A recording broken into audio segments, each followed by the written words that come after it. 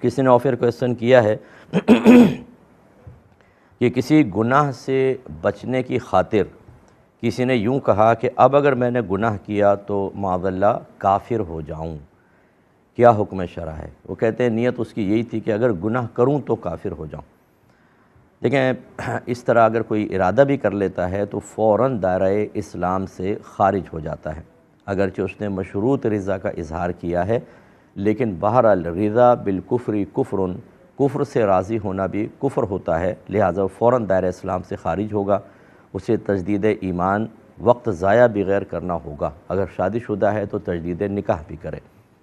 اور اچھی طرح یاد رکھیں کہ اس طریقے سے بعض لوگ قسمیں کھا لیتے ہیں کہ خدائی قسم اب نہیں کروں گا، یا اس طریقے کے جملے کہہ دیتے ہیں۔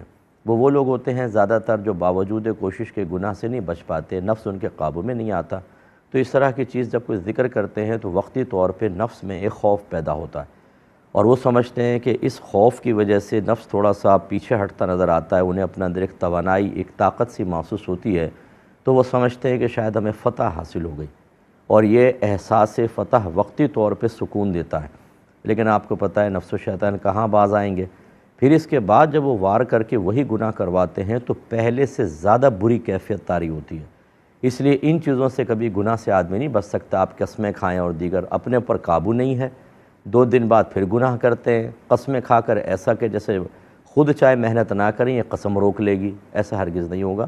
بلکہ آپ کوشش کریں علم دین سیکھیں، اچھوں کی صحبت میں رہیں، خدا نخواستہ کبھی گناہ ہو فوراً توبہ کریں اور اپنے لیے سزا مقرر کریں۔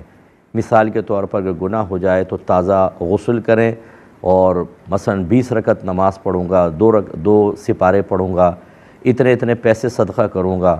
یہ جب آپ کرنا شروع کریں گے تو پھر نفس و شیطان آپ کو اس گناہ کی طرف لانے کے بجائے کسی اور گناہ کی طرف لے کر جائیں گے، کیونکہ ان کو بھی یہ خوف پیدا ہوگا کہ یہ پختہ ارادے کے ساتھ اس گناہ کے ارتکاب پہ اتنے سارے نیک عمل کر رہا ہے اور یہ تو پھر ہمارے ہاتھ سے نکل گیا، تو وہ کبھی بھی آپ کو دوبارہ اس طرف نہیں لے کر آئیں گے۔ اسی طرح میری گزارش ہے کہ آپ میری کتاب قرب الہی لیں، بہت ہی بیسٹ بک ہے گناہ سے بچانے کے سلسلے میں، اس مواد کو ذہن میں رکھنے کے سلسلے میں کہ جب آپ تنہا ہوتے ہیں اور کوئی سمجھانے والا نہیں ہوتا، اس وقت ذہن میں خوف خدا پیدا ہوگا اور آدمی گناہ سے بچ سکے گا۔ اس طرح کی تدابیر اختیار کریں گے تو آپ گناہ سے بچیں گے۔ یہ وار جو ہیں ان سے نفس و شیطان بالکل زیر نہیں ہوتے، بلکہ اور زیادہ پست حالت میں آپ کو پہنچا دیا جائے گا۔